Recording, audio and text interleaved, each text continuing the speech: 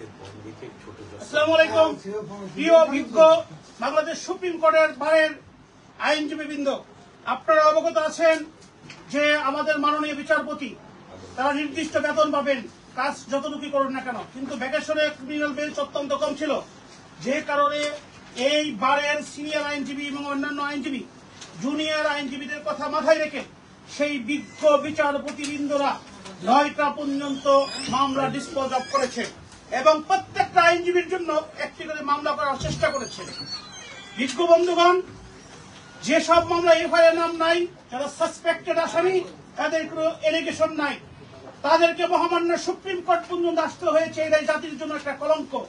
আপনারা দেখেছেন দিলীপ আগরওয়াল শুধু না, এসপি মাসুদ থেকে আরম্ভ করে বড় বড় ক্রিমিনালরা রাষ্ট্রের টাকা পাচার করে বিদেশ পালিয়ে যাচ্ছে, সেই ব্যাপারে কোনো কর্ণপাত নাই। এখানে আমরা 12,000 অধিক লয়াররা প্র্যাকটিস করি, যেখানে আমাদেরকে জামিনের ব্যাপারে দেওয়া হয়েছে। আগরওয়ালের বেল, এসপি মাসুদের বেল, এগুলোর জন্য সুপ্রিম কোর্টে আসতে হয় না, নিম্ন আদালত বেল দিয়ে দেয়। ফ্যাসিস্ট আমলে আপনারা দেখেছেন, ওই যে আপনার সিজান জুসের 64 জন, তখন ডেড বডি পোস্টমর্টম হয় না, আইডেন্টিফাই হয় না, বেল দিয়েছে। সুপ্রিম কোর্টের বিজ্ঞ যারা বিচারপতি আছেন, যারা সম্মানিত বিচারপতি আছেন, তারা অত্যন্ত সুন্দরভাবে দেখেন এবং কি যারা অ্যাটর্নি জেনারেল অফিসে থাকেন, তারা প্রত্যেকটা ডকুমেন্ট পড়েন, তারপরে বেল দেয়। কিন্তু আইন উপদেষ্টা এই ব্যাপারে অযাচিত মন্তব্য করেছেন, যারা বিচার বিভাগ বাংলাদেশের জন্য কলঙ্ক। এবং বিজ্ঞ আইনজীবী বন্ধুদের জানা দরকার, এটা আপনাদের অধিকার। পৃথিবীর কোন ইতিহাসে কোন প্রফেসর আজ পর্যন্ত এই আইন মন্ত্রণালয়ের দায়িত্ব নেই, কারণ একটা প্রফেসর পার্টিকুলার একটা সাবজেক্ট সম্পর্কে জানে, আর একটা আইনজীবী প্রতি মুহূর্তে তাকে শত শত সাবজেক্ট জানতে হয়। সেই রকম একজন আইন উপদেষ্টা আমাদের মাননীয় সম্মানিত বিচারপতি সম্পর্কে এই জামিন নিয়ে যে কথা বলেছে, তার তো মিনিমাম ধারণাই নাই। আর যেভাবে কথা বলেছে সেটা হচ্ছে বিচারের প্রতি অবমাননাকর। আমরা সেই পরিপ্রেক্ষিতে আগামীকালকে একটি প্রতিবাদ সভার আয়োজন করেছি। 1 নম্বর হলে 1টার সময় আপনারা আসবেন। আর এই যে কাগজগুলো আমরা করতেছি, সেইটার জন্য আমরা সিগনেচার সংগ্রহ করতেছি, প্রত্যেকটা রোমে রোমে আমরা পাঠিয়ে দিব। আপনারা জানেন এই সুপ্রিম কোর্ট বাংলাদেশ, এখানে আপনার ভেজি শেখ হাসিনাকে বলেন আর বেগম খালেদা সাহেব ম্যাডামকে বলেন, তারা এখানে আসতেন, তারা আমাদের সিনিয়র আইনজীবীদের সাথে পরামর্শ করতেন, সম্মান দিতেন। কারণ 70 এবং 80-র দশকে মাননীয় প্রধান বিচারপতিকে ওই বার বসতে দেয় নাই, এখন বার হচ্ছে প্যারালাইজ, যে কারণে বলার সুযোগ পাচ্ছে। তাই আপনারা দয়া করে আইনজীবীবৃন্দ এই সব কাগজে সিগনেচার করবেন। আমরা বারের সভাপতির কাছে এই ব্যাপারে রেজলিউশন করতে বলবো, সেইটার জন্য আমরা প্রত্যেকটা রুমে আমাদের পক্ষে হয়তো যাওয়া সম্ভব হবে না।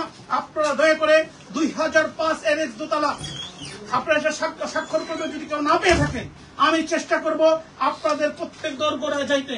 আর আগামীকাল থেকে এই প্রতিবাদ শুরু একটা লিফলেট বের করেছি, এই লিফলেট গুলো সকাল 10টা থেকে মেন গেটে দাঁড়িয়ে আপনাদেরকে দিব।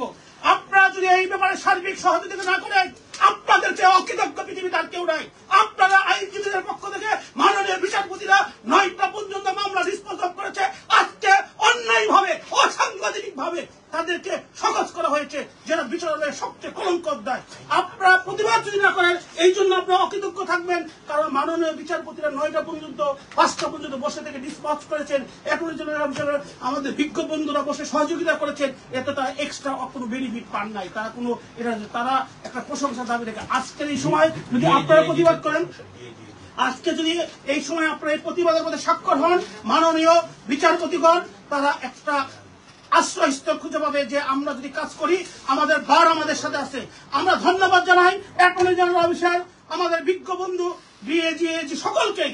তারাও তাদের সাথে পরিশ্রম করে আমাদের এখানে যারা নবীন বন্ধুরা আছেন, ভ্যাকেশনে তারা যেটা রিলিফ পাওয়ার মতো মামলায় রিলিফ পেয়েছেন।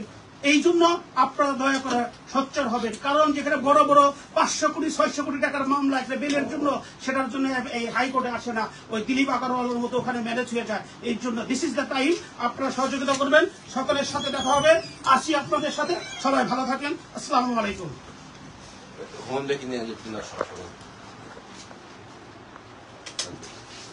চা দে, গরম আদা দিয়ে।